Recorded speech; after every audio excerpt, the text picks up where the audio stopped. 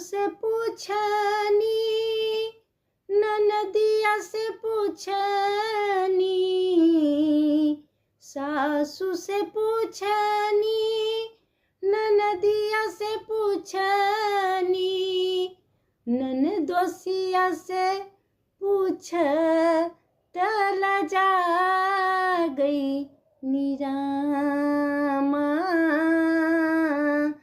कहाँ म भुलाएल।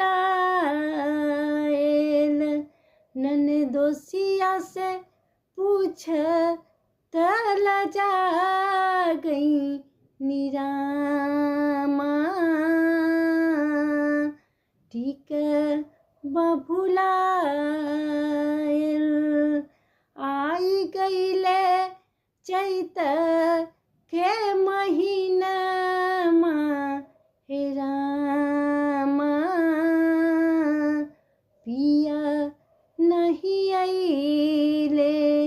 आई गईले चैत के महीना